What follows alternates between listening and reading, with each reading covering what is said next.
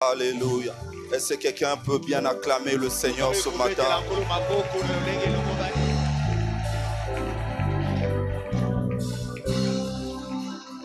Car il est glorieux.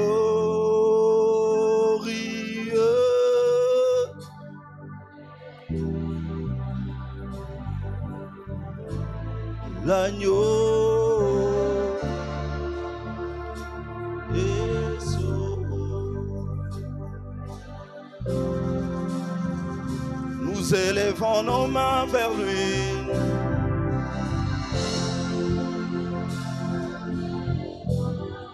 Oh,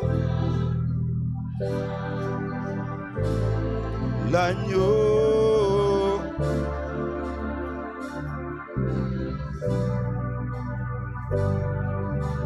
Oui, car il est.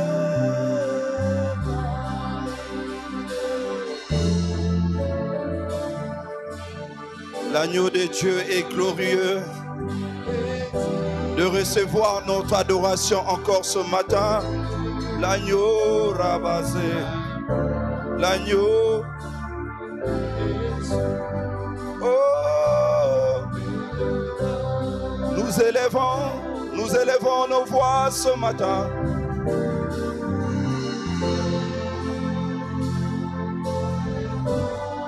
Nos voix.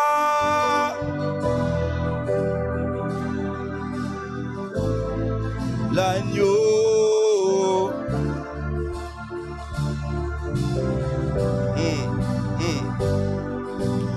Élève l'agneau de Dieu, élève l'agneau de Dieu, élève l'agneau de Dieu encore ce matin. Élève l'agneau de Dieu encore ce matin. Le Dieu qui nous prête vie encore ce matin. Élève l'agneau de Dieu ce matin. C'est lui qui nous fait grâce ce matin de pouvoir nous tenir dans sa présence. C'est lui qui nous fait grâce ce matin de pouvoir nous tenir en ce lieu. C'est lui qui nous fait grâce ce matin d'être compté parmi les vivants. L'agneau de Dieu est souverain. L'agneau de Dieu est souverain. L'agneau de Dieu est souverain. Nous bénissons son nom parce qu'il est merveilleux. Alléluia. Alléluia.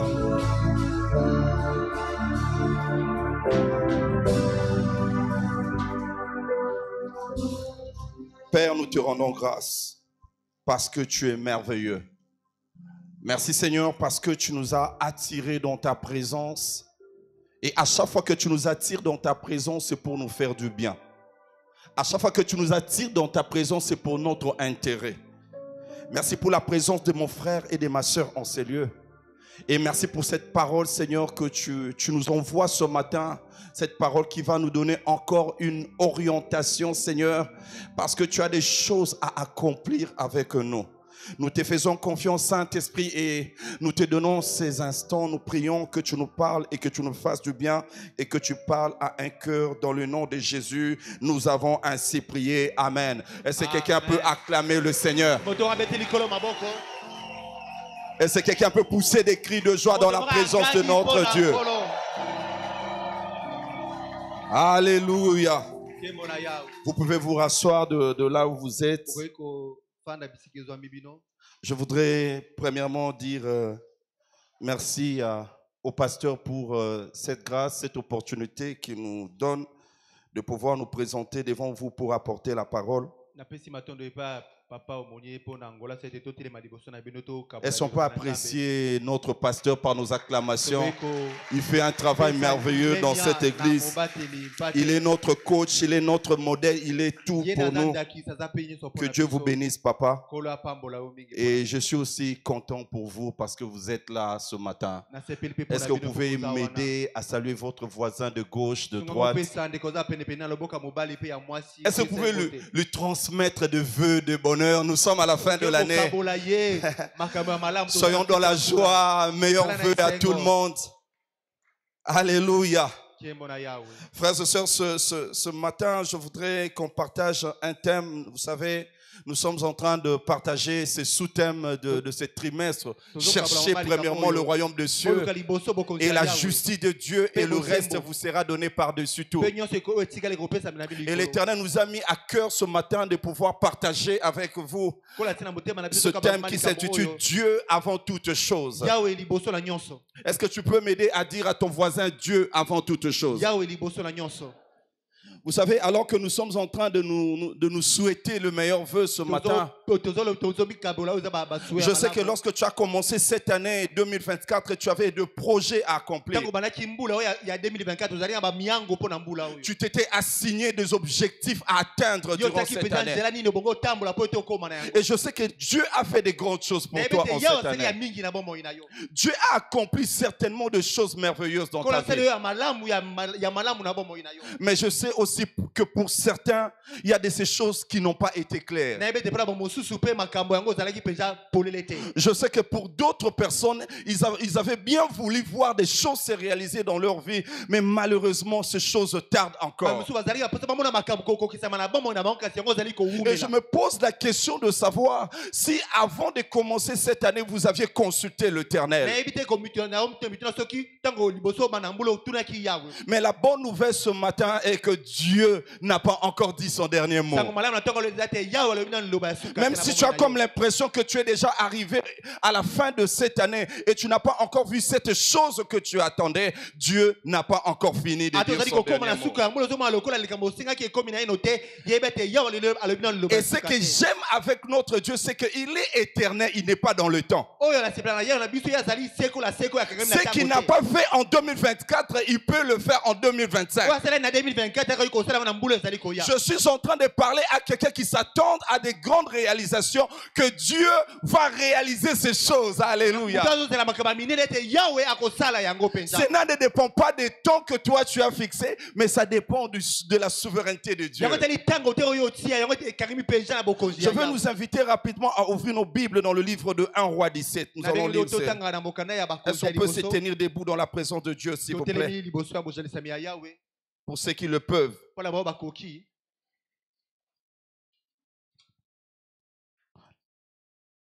Nous allons lire du verset 8 au verset 16.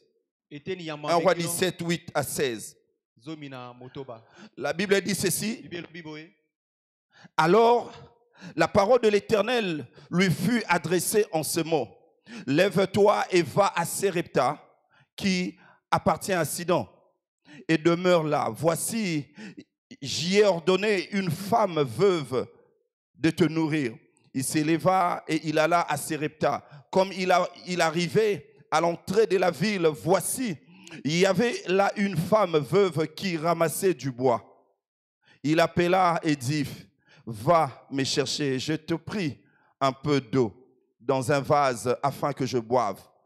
Et elle alla en chercher. Il appela de nouveau et dit, apporte-moi, je te prie, un morceau de pain dans ta main. Et elle répondit, l'Éternel ton Dieu est vivant. Je n'ai rien de cuit. Je n'ai qu'une poignée de farine dans un pot, dans un pot, et un peu d'huile dans une cruche. Et voici, je ramasse 2 morceaux de bois, puis je rentrerai et je préparerai cela pour moi et pour mon fils. Nous mangerons, après quoi nous mourrons. Élie lui dit, ne crains point, rentre, fais comme tu l'as dit. Seulement, prépare-moi d'abord avec cela un peu de gâteau et tu m'en emporteras. Tu en feras ensuite pour toi et pour ton fils. Car ainsi parle l'Éternel, le Dieu d'Israël. La farine qui est dans le pot ne manquera point. Et lui qui est dans la cruche ne diminuera point, jusqu'au jour où l'Éternel fera tomber de la pluie sur la face du sol. Elle alla, elle fit selon la parole d'Élie. Et pendant longtemps, elle eut de quoi manger, et sa famille aussi bien qu'Élie. La farine qui était dans le pot ne manqua point, et l'huile qui était dans la cruche ne diminua point, selon la parole que l'Éternel avait prononcé par Élie. Gloire à Jésus. Est-ce qu'on peut se mettre en acclamant la parole du Seigneur? J'étais en train de dire au début de cette prédication, le thème de mon message, c'est Dieu avant toute chose. Laissez-moi vous ramener un peu dans le contexte de cette histoire. La Bible nous parle de cet homme Élie qui est un prophète, un serviteur de l'Éternel. Et la Bible nous montre comment est-ce que Élie a défié le roi Akab. En réalité, Dieu envoie Élie auprès d'Akab pour rétablir l'autel de l'Éternel. Parce que le peuple s'était livré à l'idolâtrie. C'est comme ça que Élie se retrouve devant Akab et lui dit que l'Éternel Dieu vivant de qui je suis serviteur. Je suis venu déclarer qu'il y aura la sécheresse dans cette ville. Je suis venu déclarer qu'il y aura la sécheresse pendant 3 ans, il n'y aura pas de pluie. Le Dieu devant qui je me tiens. Dans d'autres versions, on dit le Dieu devant qui je suis serviteur. Et c'est dans ces contextes que Élie a parlé et la sécheresse a environné tous les pays. Et Dieu envoie Élie pratiquement au torrent de Kérit. Mais après un moment donné, le torrent était sec.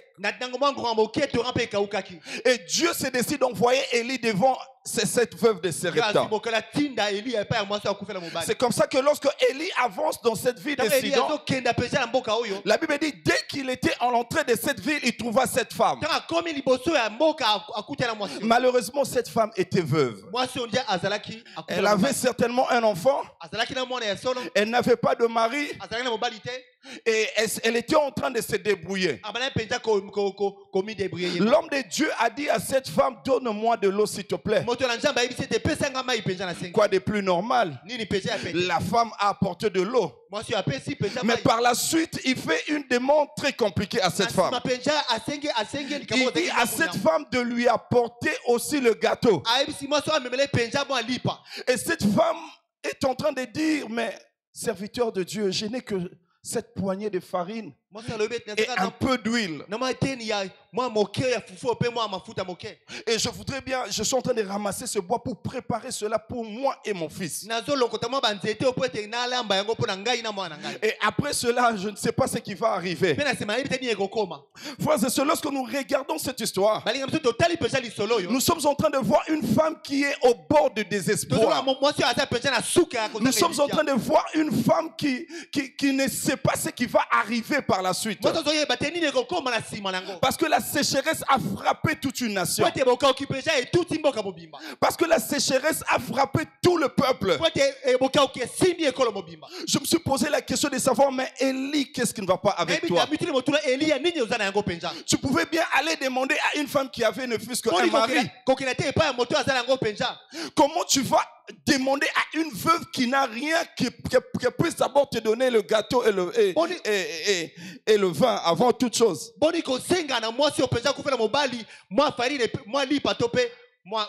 Je ne sais pas dans quelle situation vous êtes en train de traverser. Je ne sais pas à quel point votre vie se retrouve. Je ne sais pas au bord de quel désespoir vous êtes. Mais bien aimé, la bonne nouvelle ce matin est que Dieu doit passer avant toute chose. Et Élie demanda à cette femme de lui apporter d'abord le pain. Et j'aime ce qu'il dit par la suite. Il dit car ainsi parle le Seigneur. La farine et l'huile qui se trouvent dans ta maison ne va pas s'épuiser. Bien aimé dans le Seigneur, nous sommes en train de parler de ce sous-thème. Recherchez premièrement le royaume des cieux et le reste vous sera donné par-dessus tout. Et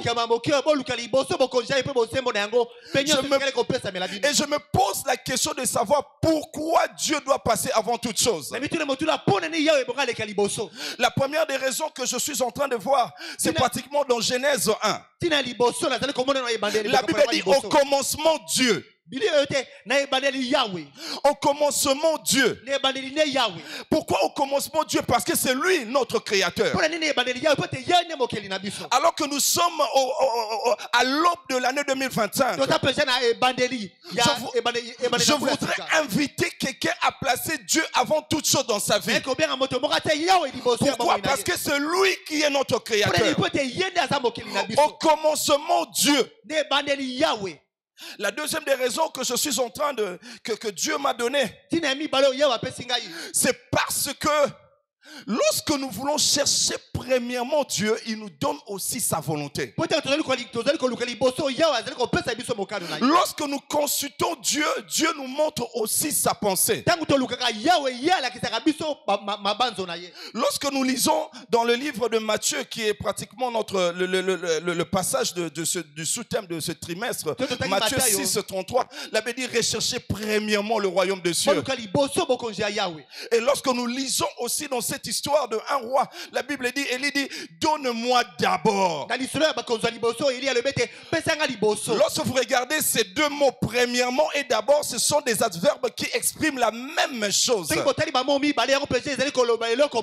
Ça veut dire que tu dois d'abord donner la première place à Dieu, et Dieu sera ta provision par la suite. Je suis en train de parler à quelqu'un ce matin durant l'année 2025 qui se pointe déjà à l'heure.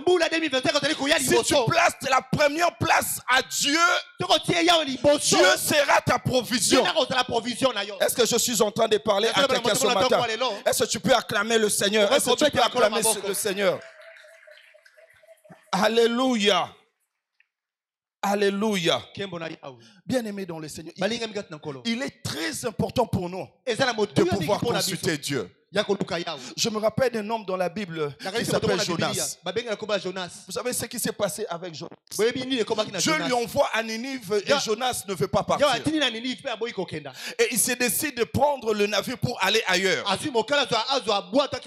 Dieu a commencé à menacer le vent et ces navires par une forte tempête. Et les gens qui accompagnaient Jonas dans ces navires, ils ont réalisé que cette situation n'était pas normale. Ils ont réalisé qu'ils étaient au bord pratiquement de la mort. Mais malheureusement pour ces gens, ils ont réalisé cela tardivement. La Bible nous dit qu'ils ont commencé à jeter leurs marchandises parce qu'ils avaient peur que le navire s'écroule. Ils ont jeté la marchandise. Ils ont tout jeté. Après, ils se sont maintenant posé des bonnes questions. Bien aimé, je me suis posé la question de savoir, et si ils avaient consulté Dieu bien avant, ils n'allaient pas peut-être connaître cette perte de marchandises. Bien aimé dans le Seigneur, je voudrais inviter quelqu'un à consulter Dieu avant toute chose. Et si tu avais consulté Dieu avant votre mariage, si tu avais consulté Dieu avant cette relation, si tu avais consulté Dieu avant tes business, et si tu avais consulté Dieu avant ton projet, peut-être que cela n'allait pas arriver à ce niveau. Je voudrais parler à un couple qui est au bord du divorce. Non, invite Dieu dans ta vie, ne divorce pas. Invite Dieu dans ta vie, ne divorce pas. Je suis en train de parler à un couple qui est au bord du divorce. L'Éternel m'a placé une pensée dans mon cœur de dire à ces couples de chercher Dieu. Dieu est la solution à votre mariage. Bien aimé, nous devons apprendre à placer d'abord les intérêts de Dieu avant nos intérêts.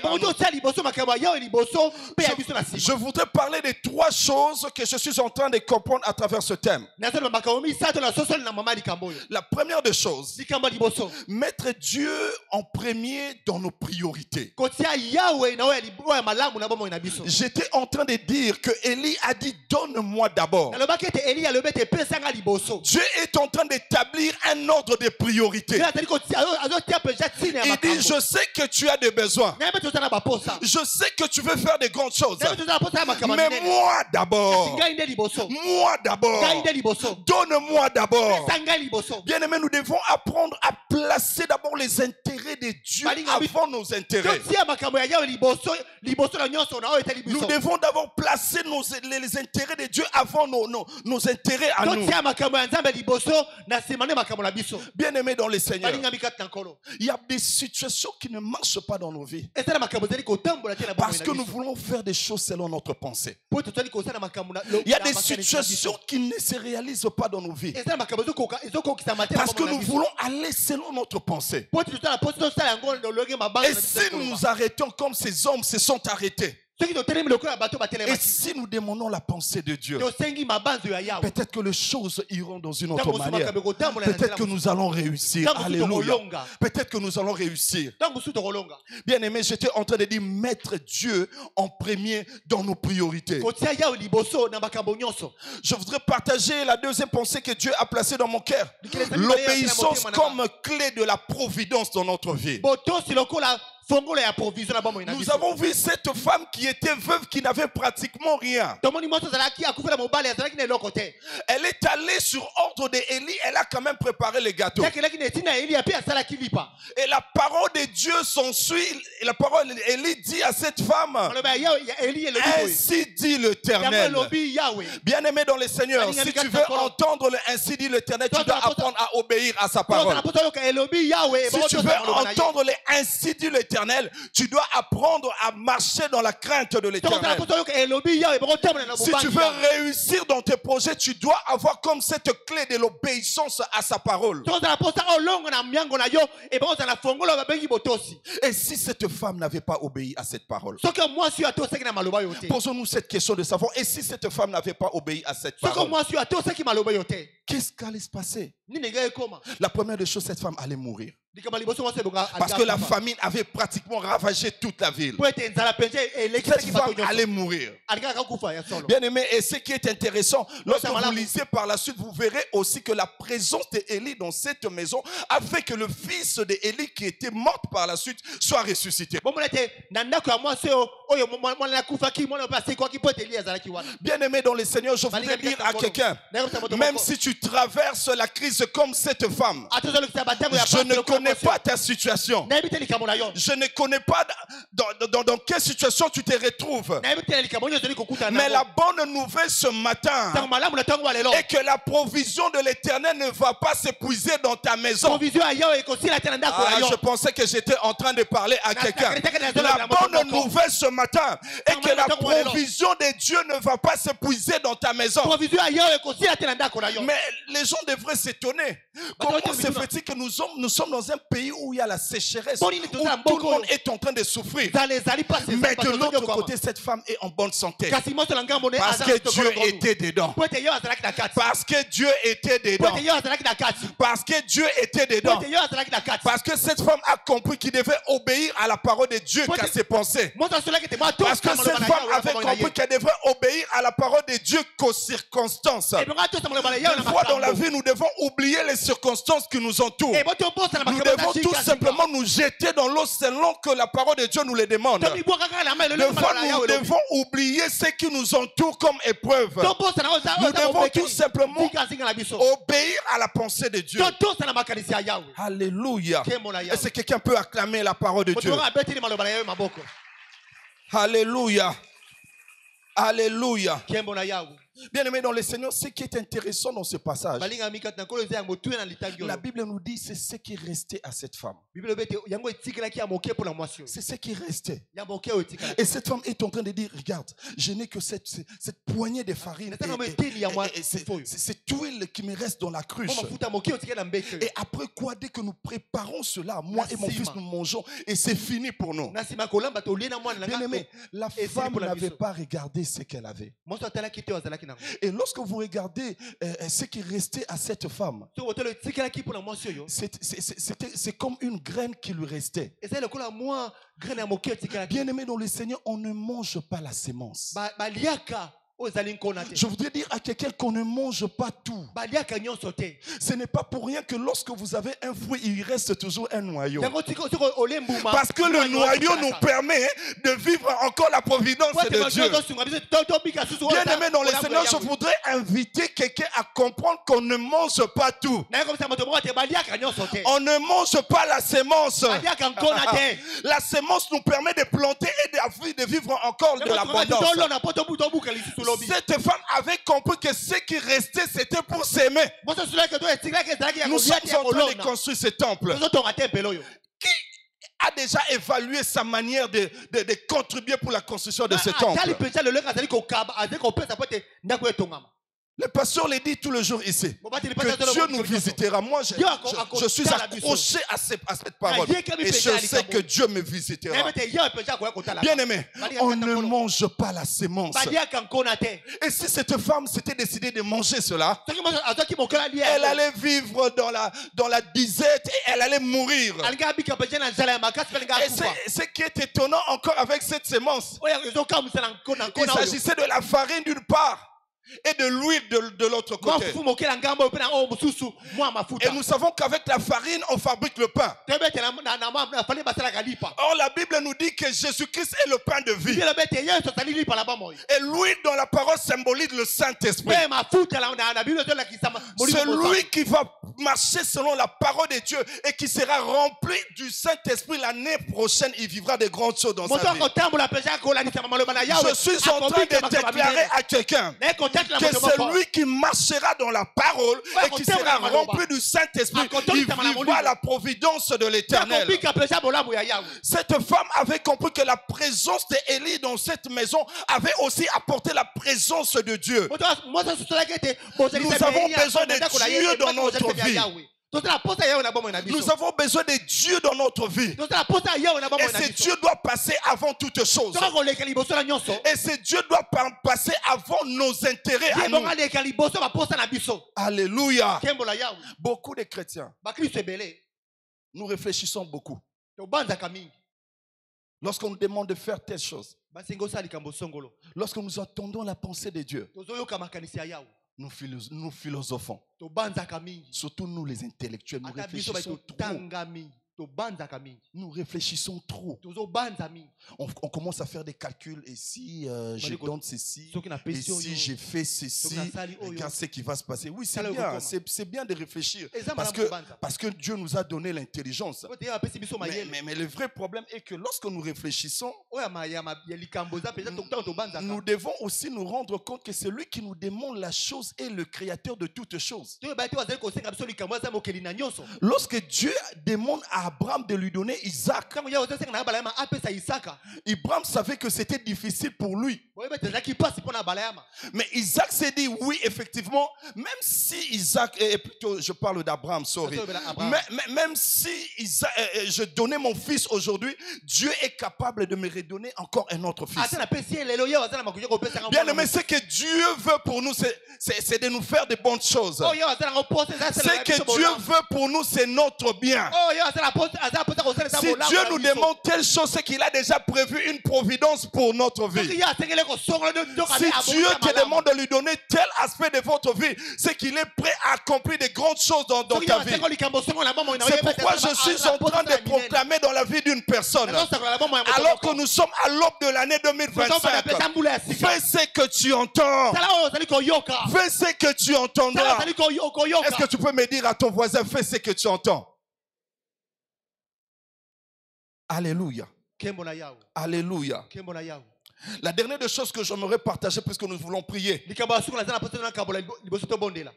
Lorsque nous mettons Dieu avant toute chose, il y a une chose qui se passe. La récompense de la foi et du service. C'est ce que nous sommes en train de voir. Bien aimé dans le Seigneur, tout ce que nous faisons pour Dieu a une récompense. Tout ce que tu réalises pour Dieu a une récompense. Je voudrais dire à quelqu'un que notre Dieu est le meilleur employeur qui existe au monde. Si tu travailles quelque part où on ne te paye pas un bon salaire, mais j'aimerais te dire que notre Dieu est le meilleur rémunérateur. J'étais en train de dire à quelqu'un que Dieu est le meilleur rémunérateur. Ce que j'aime avec Dieu, c'est qu'il donne des choses que l'argent ne peut pas donner. Des fois, j'ai défini la foi comme étant une monnaie par laquelle on achète des choses qu'on ne peut pas acheter. Vous savez, avec l'argent, on peut tout acheter. Avec l'argent, on peut, je ne sais pas moi, acheter des médicaments. Avec l'argent, on peut s'acheter de la nourriture. Mais avec l'argent, on ne peut pas acheter la vie. Avec l'argent, on ne peut pas acheter la santé. Avec l'argent, on ne peut pas acheter la bonne santé. Avec l'argent, on ne peut pas acheter le souffle de vie. Mais avec la foi, mon juste vivra par la foi. Avec la foi, tu peux acheter la bonne santé. Je suis en train de parler à quelqu'un qui est malade en cellule. Avec ta foi, tu peux acheter la bonne santé. N'est-il pas écrit dans sa parole que mon juste vivra par la foi? Il te sera fait selon ta foi. Avec la foi, tu peux tout trouver en Christ. Avec la foi, tu peux vivre dans la joie. Combien de gens ont de l'argent mais ils ne sont pas en paix? Combien de gens ont des châteaux mais ils ne vivent pas en paix?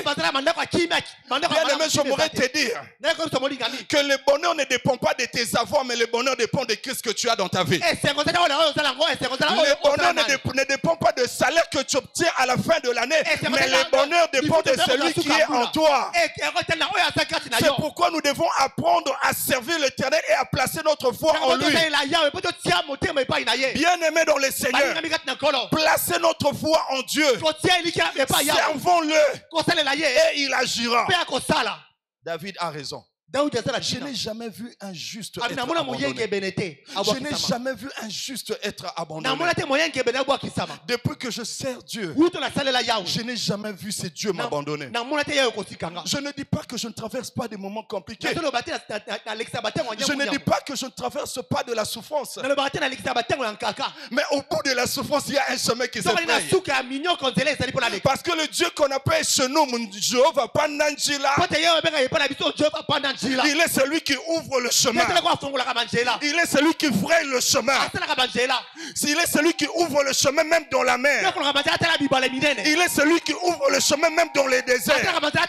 Jéhovah Pananjila est en train d'ouvrir un chemin pour quelqu'un ce matin. Jéhovah Pananjila est en train de frayer un chemin dans la vie d'une personne ce matin. Bien-aimés dans le Seigneur, plaçons notre confiance en Dieu. Servons Dieu d'abord. Dieu d'abord. Dieu avant toutes choses. Dieu d'abord. Oh, bien-aimés dans le Seigneur, pour cette année qui commence en 2025, Dieu d'abord. Dieu d'abord. Et tu vivras la provision de l'Éternel. Et tu vivras la provision de l'Éternel. Et tu vivras la provision de l'Éternel. Dieu d'abord, bien-aimé. Dieu d'abord. Alléluia. Frères et sœurs, j'aimerais que nous puissions prier. Je suis arrivé à la fin de mon exposé. Est-ce qu'on peut se tenir debout en acclamant le Seigneur? Est-ce qu'alors que tu te tiens debout, tu peux bien acclamer le Seigneur? Est-ce que tu peux pousser des cris de joie dans la présence de notre Dieu? Alléluia. Alléluia. Dieu avant toutes choses. Dieu avant toutes choses. Je suis en train de me poser une question. Qui est Dieu pour toi? Est-ce que Dieu passe avant tes intérêts? Ce sont tes intérêts d'abord qui passent avant Dieu. Alléluia. Ce matin, Dieu veut passer avant toute chose. Je veux faire cet appel encore ce matin. Dieu, en cellule, tu as comme l'impression que tu as placé tes intérêts avant Dieu durant cette année 2024. Tu as peut-être oublié de consulter Dieu avant de commencer tel projet. Tu as peut-être pensé d'abord à ta volonté avant de penser à ce que Dieu avait prévu pour toi. Parce que Dieu a une mission pour nous sur cette terre. Ce n'est pas pour rien qu'il nous a envoyés sur cette terre. Mais toi, avant d'entrer dans ces projets, tu n'as pas consulté Dieu. Et Dieu est en train de traverser dans les échecs comme Jonas. Tu vas passer devant très rapidement. Nous allons prier aussi avec toi. Alléluia. Alléluia. Oui, merci mon frère, tu fais bien d'avancer ce matin. Alors que nous sommes à l'aube de cette année 2025, nous voulons commencer avec God. Nous voulons commencer avec Dieu. Nous voulons commencer avec Dieu. Nous voulons commencer avec Dieu.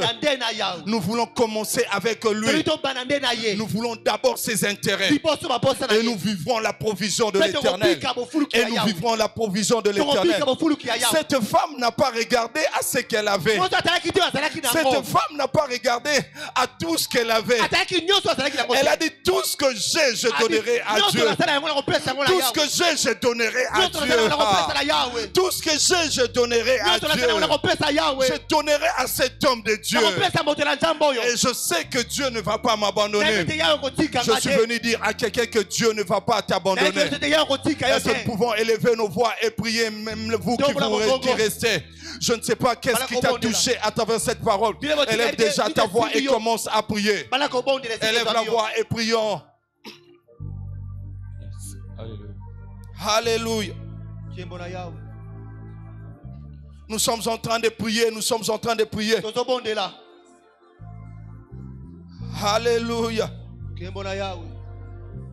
Oh Jésus, merci pour ta présence en ces lieux. Merci pour ta présence en ces lieux. Merci pour ta présence en ces lieux. Merci d'avoir envoyé ta parole ce matin. Hey, Jésus. C'est en toi que nous voulons placer notre confiance ce matin. Longtemps nous avons marché par nous-mêmes. Longtemps nous avons marché par notre propre volonté. Mais ce matin nous avons besoin de toi. Ce matin nous voulons que tu passes avant toute chose. Est-ce que quelqu'un est en train de prier? Élève la voix, élève la voix. Alléluia. Alléluia. Toi qui n'as pas vu ce projet se réaliser alors que tu avais des projets pour cette année. Élève la voix. Rends grâce à Dieu, rends grâce à Dieu, bénis Dieu. Parce qu'il est aussi le Dieu de multiplication. Élève la voix et prie. Alléluia. Alléluia. Oh Jésus, merci pour ta présence. Le Dieu de multiplication est en ces lieux. La Bible me dit, fais de l'Éternel tes délices. Et il te donnera ce que ton cœur désire. Ce matin, nous voulons te donner nos cœurs. Alléluia. Ce matin, nous voulons faire de toi nos délices. Parce que nous savons que par la suite, tu nous donneras ce que nos cœurs désirent. Élève la voix, élève la voix, élève la voix. Alléluia. Alléluia. Merci Seigneur parce que tu es un Dieu merveilleux. Tu nous appelles à marcher dans l'obéissance. Tu nous appelles à marcher dans ta crainte. Tu nous appelles à marcher dans la foi. Et nous savons que tu accompliras de grandes choses. Oh, merci parce que la provision est déjà disponible. Parce que ta providence est avec nous. Merci parce que la provision est déjà disponible. Élevons nos voix et prions. Bien-aimés, prions ce matin. Alléluia. Alléluia. Alléluia. Alléluia. Tu peux satisfaire quelqu'un qui te cherche.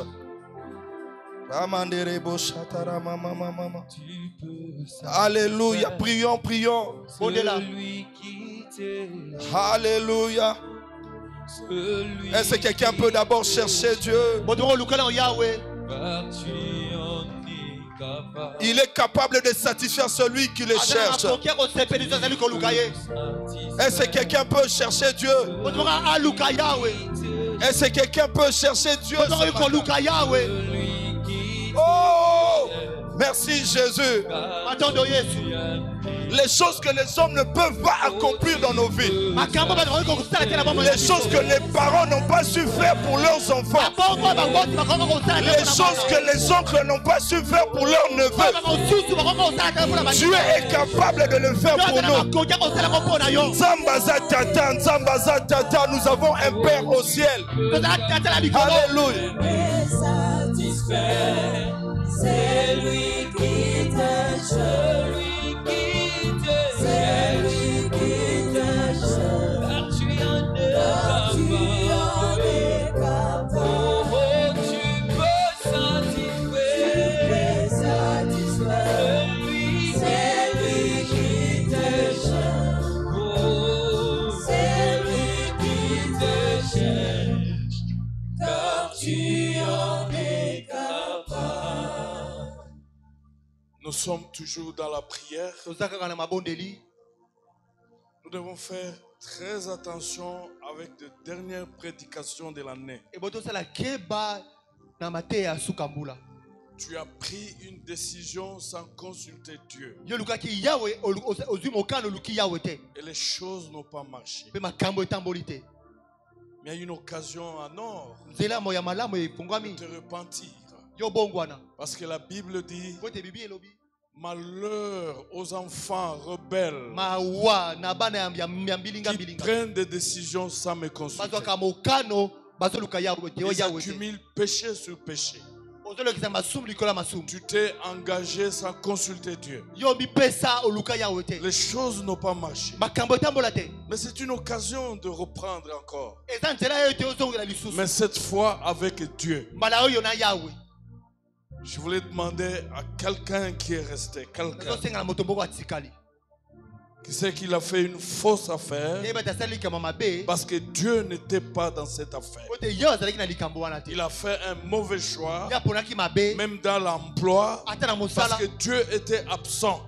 Il a fait une fausse affaire, même dans le mariage, parce que Dieu n'était pas dans cette histoire. Mais Dieu est le restaurateur. Les choses peuvent changer aujourd'hui. Avant que cette année ne se termine, j'attends quelqu'un qui avance encore. J'attends quelqu'un qui avance encore. Oui, tu peux avancer encore. J'attends quelqu'un qui avance encore. Tu t'es engagé à faire un voyage sans consulter Dieu. Les choses n'ont pas marché.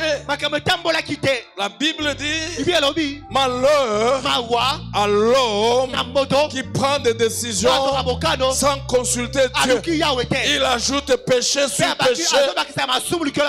Mais ce matin, il y a une opportunité où tu peux changer le cours de ton histoire. Ce matin, il y a une opportunité. Tu peux prendre une décision sage. Tu t'es engagé sans Dieu et tu as continué sans Dieu. Mais ce matin, il y a une opportunité. La Bible dit: si nous confessons nos péchés, Dieu est capable de reprendre encore les choses. Et avec nous, avec Dieu, on peut reprendre et arriver là où on devait arriver. Il y a même des étudiants qui ont fait des choix à la faculté sans consulter Dieu. Tu peux faire encore une décision encore aujourd'hui. Parce que les choses n'ont pas encore fini.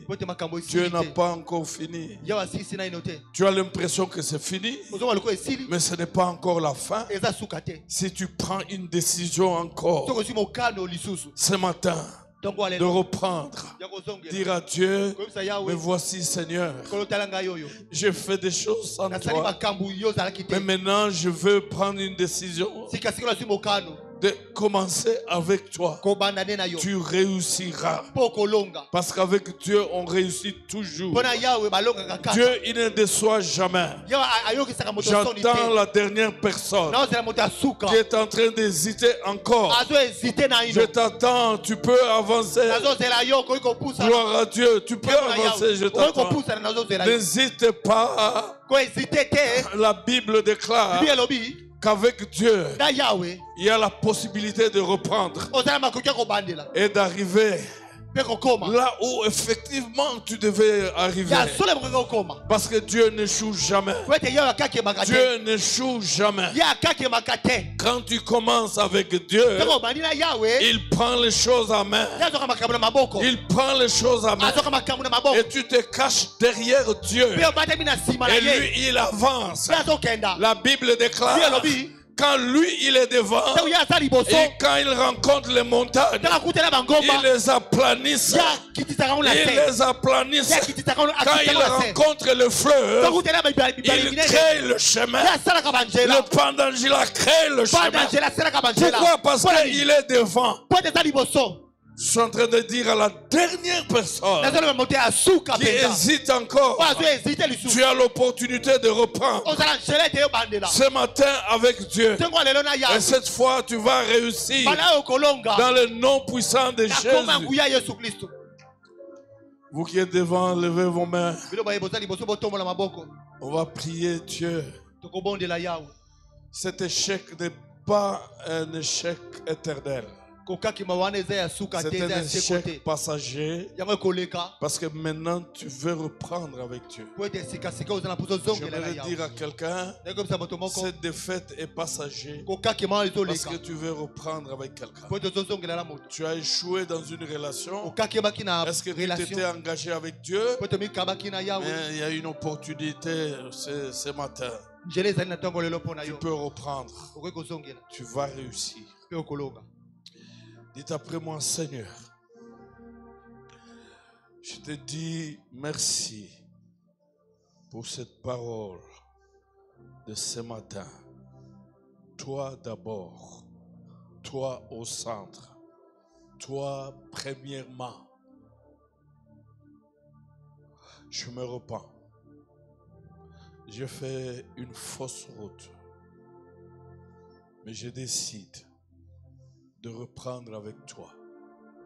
Je te bénis, Seigneur, parce que tu peux corriger ce matin toutes les erreurs commises par moi-même qui m'ont amené à cet état de choses. Tu es le Dieu qui ne commet jamais des erreurs, mais qui corrige les erreurs. Oh, tu es le Dieu de la restauration. Je m'abandonne entre tes mains, Seigneur. Prends ma vie. Répare les choses, restaure ma vie, restaure les choses. Je décide de reprendre avec toi et de commencer avec toi, recommencer avec toi dans ces affaires, dans ces études. Finis ce matin de travailler en vain. J'ai tâtonné sans toi. Finis ces choses. Je veux reprendre avec toi au nom de Jésus. Je réussirai cette fois. Je gagnerai cette fois.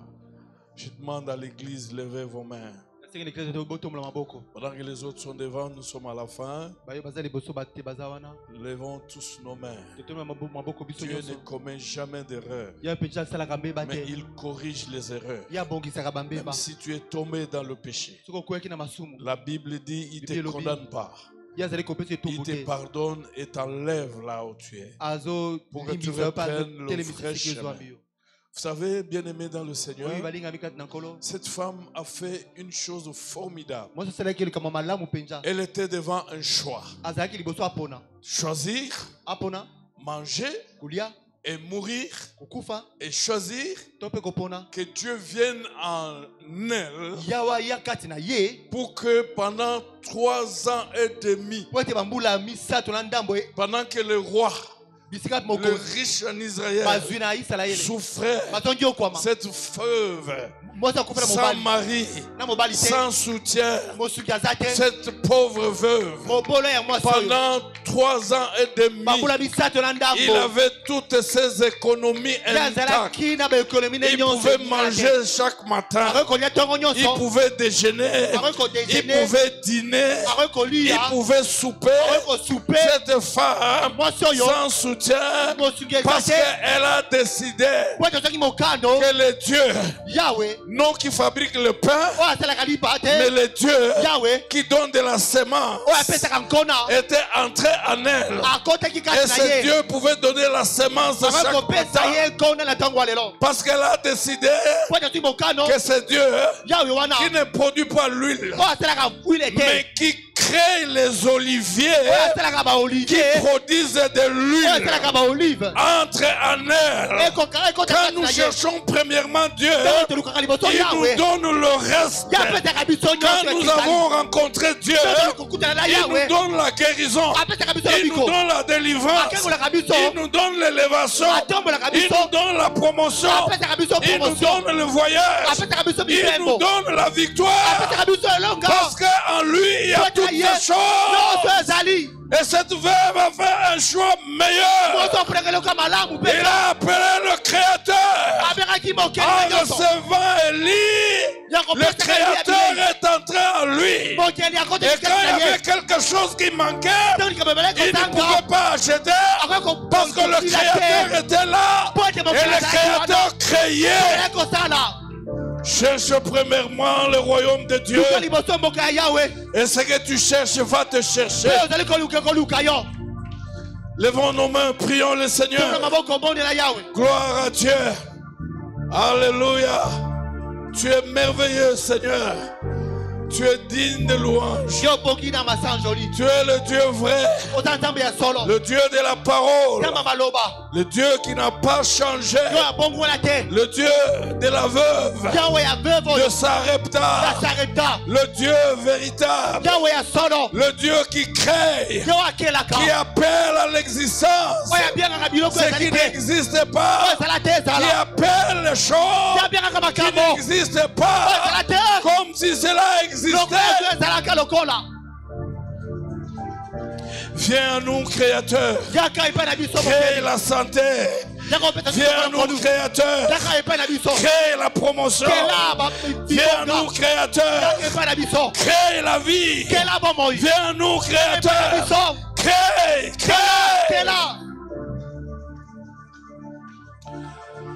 Père, bénis ton peuple. Quand tu veux faire quelque chose, tu envoies d'abord ta parole. Et tu as envoyé ta parole ce matin, Seigneur, parce que tu veux faire quelque chose. Quand ta parole crée, bénis ton peuple qui a pris la décision de commencer avec toi, parce que tu es le commencement et tu es la fin. Opère des miracles, restaure des vies, répare des vies, restaure des foyers, restitue, réhabilite, rétablit, reposition dans le nom puissant de Jésus. Oui, le bonheur et la grâce m'accompagneront tous les jours, chaque jour, toujours, au nom de bon dimanche. Vous allez vous mettre bon dimanche.